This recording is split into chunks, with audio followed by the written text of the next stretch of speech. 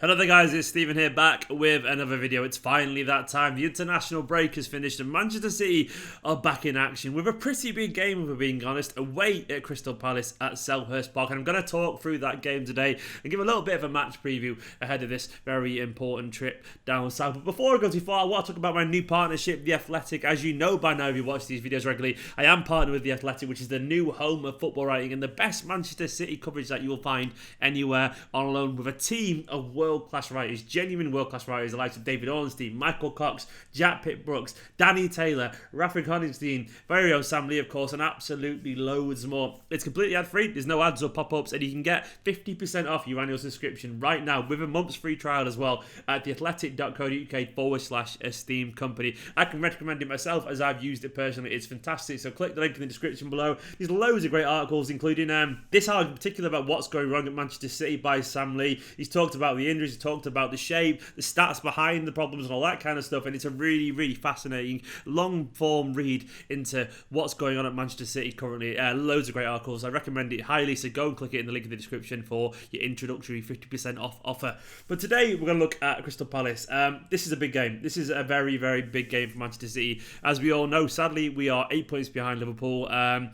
And we need to get back on track. We've already had two very frustrating losses so far against Wolves and Norwich so far this season. And we're not quite right. We're not quite right for a variety of reasons. I think obviously the injuries are the main part of that. I don't think many of us realised well, I think we did realise actually, but not quite to this extent, how much Laporte not being around would have affected us. And obviously then there was Stone's injury as well. And lots of general it's all been a bit of a mess. So this is a big chance for us to get back on track.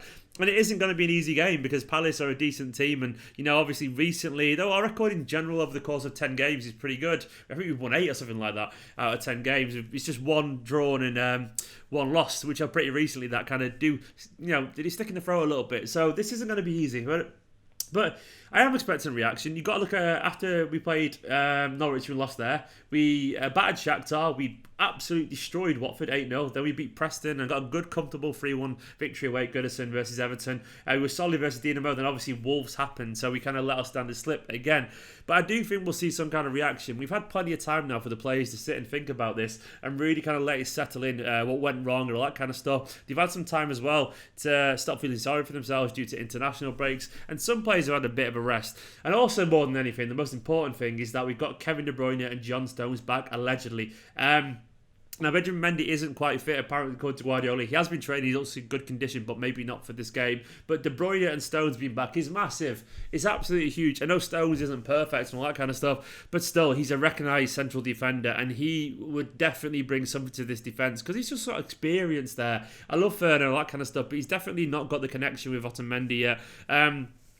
And we could do with just basically having options there, because at the moment we haven't got options. So having John Stones back, and obviously Kevin De Bruyne, it's just massive. De Bruyne is the kind of guy who can win games on his own, as we all know. Having him back in the team will he'll create his chances, it'll give us energy, it'll give us dynamism, and I'm sure he'll be raring to go to try and fix this. So I'm expecting they'll be heavily involved. Elsewhere in the press conference, Guardiola was not happy with the fixture list over Christmas. If you haven't seen it, games are being arranged. So we've got 2 games now inside 46 hours, under 48, which I'm pretty certain was a law. But apparently they break that law for Manchester City, so thank you for that. The Premier League, Pep did joke that maybe the person who decides the fixture schedule on TV is a Liverpool fan or something like that. A bit snidey, but it's quite funny. But onto the team, what I reckon we'll play. It'll be Ederson in goal. I think we'll see John Stones coming back in. I think he actually will be alongside Otamendi. I don't think Fernandinho will play. It could be Fernandinho, actually. It might be Fernandinho and John Stones. Yeah, I'm going to say that. Fernandinho and John Stones alongside each other. Right back, I think will actually be Kyle Walker. And left back, I think will be Zinchenko. I would have Angelino, personally. I actually would. I think he'd offer some attacking threat, but it'll be Zinchenko. Pep did congratulate Zinchenko as well on his engagement. He's a happy boy, isn't he, Zinchenko, at the moment. So I think he'll start. And then midfield, Rodri, David Silva, Kevin De Bruyne. I think it'll be them. I think it'll definitely be them. And then I think we'll see Mahrez start. Aguero, he's fine, according to Guardiola. He said the car's not fine. If you saw the car crash midweek, Aguero, thankfully, walked away totally scot-free. I think he'll start Aguero. But yeah, Guardiola did joke about that. I think it'll be Aguero in the middle with probably Raheem Sterling. I think Bernardo might be on the bench for this one. So I think that's a pretty strong team. I think we've got enough there. I would like to see Phil Foden play. Personally, I'd like to see him get in the team, maybe alongside someone like De Bruyne, because I think he's been excellent in the under-21 games. I think he's chomping at the bit to get a bit of games. And he's definitely good enough. We know this by now. Maybe even Bernardo as well, but I think it will be Mahrez, because Mahrez once again had a very good game for Algeria in the international break scoring. So I think he'll play. On to Crystal Palace. They're 6th at the moment. This is a tough game. As I mentioned, they feel like a bit of a bogey team because they've cost us points recently in the Premier League, as recently as last season, of course, and they're a good team. They've got some good players. You know, they've got like the McArthur midfield, and obviously they've got the likes of Wilfried Zaha. Schlupp and Van Aanholt are pretty good on the left side in general. Jordan Ayew's scoring goals at the moment. So they've got a team that can capable of doing some damage, basically. Obviously at Selhurst Park as well, it's going to be cold. It's going to be close-knit. They're going to be up for it. They're going to sense blood and they're going to go for it. And Hodgson is a good manager, you know. He's a decent, underrated manager.